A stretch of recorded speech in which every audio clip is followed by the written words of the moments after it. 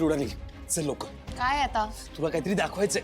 काय? अगं तू प्रश्न नंतर विचारणार. अरे चल. पण तू चल लवकर. चल. सुहास? ते बघ ते बघ.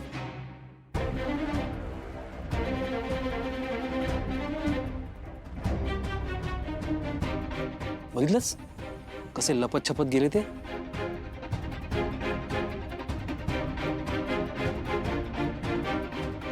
जाऊ दे ना, आपल्याला काय करायचंय? कसं कसं आपण घरी सांगूया ना की शिवा कशी आशूला चुकीच्या सवयी लावतीये ते. हे बघ, काही गरज नाहीये. ऑलरेडी एक प्लॅन आपल्यावर कसा उलटलाय कळतंय ना तुला. आपण एक सांगायचो आणि दुसरंच काहीतरी घडायचं आणि परत आपल्यावर यायचं. नको. असं काही नाही होणार. तू चल. ऐक ना सुहास, नको म्हंटल ना, गप्प बस. अरे यार. काका?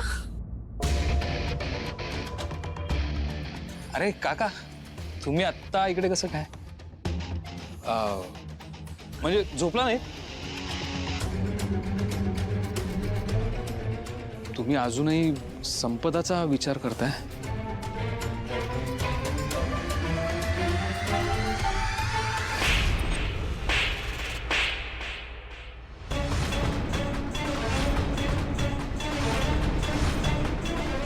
का मारलास तू?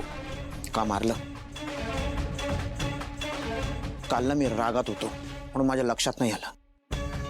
पण आज जेव्हा मी शांत बसलो ना तेव्हा मी विचार केला आणि मला कळलं. रॉकीला गुंडांना मारायला तुम्ही पाठवलं होतं ना? हो साहेब, फक्त त्याला धमकायचंय ना, हात नाही लावायचा ना. हात लावायचा आणि तुमच्या आनंदासाठी हातपाय तोडावेसे वाटले तर बिनधास्त तोडा. आणि एक गोष्ट लक्षात ठेवायची, हे काम ह्यांनीच करायला सांगितलंय असं सांगायचं. अजिबात नाही. तू तू होतास ना तिथे? तू खोटं बोलू नकोस कीर्ती. अरे तुझ्या समोर कीर्ती, खोटं बोलू नकोस. आणू त्या गुंडांना इथे आणू. ते इथले ते सगळं खरं काय ते सांगतील. धचा मा तुम्हीच केलात ना? जरा तरी विचार करायचा होता रे. त्या मुलाचं 1 वर्ष वाया गेलं.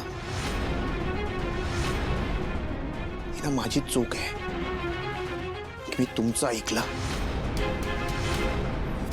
विश्वास, त्या दिवशी जेव्हा ते गुंड आले होते, खरं तर ना तुमचे हे सगळे प्रकार आहेत ना, हे मी खाली सगळ्यांसमोरच सांगणार होतो. पण म्हटलं नको. घरात आताच कुठे जरा शांतता झाली आहे. पण तुम्हा दोघांना ही माझी वॉर्निंग आहे. हा असा प्रकार कधी कुठेही घडलेला जर माझ्या कानावर आला ना,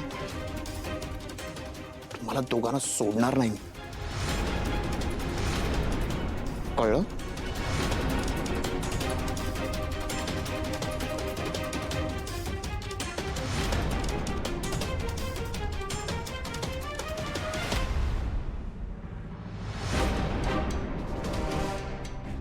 बघितलंस का कीर्ती, काकाने माझ्या कानाखाली मारली आहे. वा, काय मान दिला जातोय ना जावायला या घरात. तू टेन्शन नको घेऊ सुहास. मी आहे ना, मी करेन काहीतरी. कारण आता यापुढे मी काहीही सहन करणार नाहीये. कीर्ती, आता तू काही करायची गरज नाहीये. मी ऑलरेडी प्लॅन केलेला आहे. काय? होय, राणे नावाचा एक डीलर आहे, कालच भेटलाय आशूला. त्यांचं एकदा का डील पक्क झालं ना की मग घरातल्या सगळ्यांना कळेल की आशू काहीच कामाचा नाहीये ते. पण तू हे मला का नाही सांगितलंस? गरज नाही वाटली मला त्याची. आता माझ्या कानाखाली जी बसली आहे ना, त्याची खूप मोठी किंमत या घरातल्यांना चुकवावी लागणार आहे.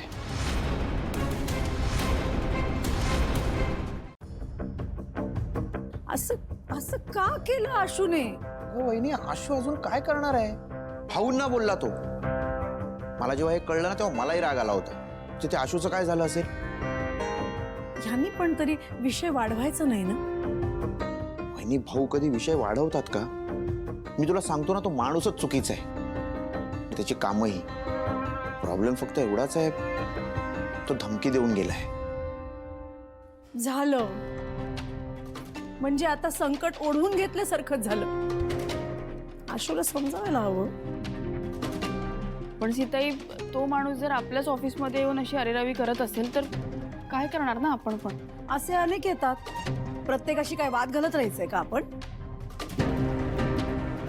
आशूला आता एव्हाना या गोष्टी कळायला हव्यात, त्याला बिझनेस पुढे न्यायचा आहे. हो, पण तो माणूस जर भाऊंना बोलत असेल तर त्याच्या पुढे काहीच नाही ना. एक्झॅक्टली.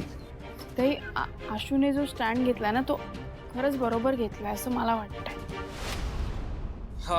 अरे आशू, तू कसा आहेस बाबा? तू डोकं शांत ठेवायचंस ना.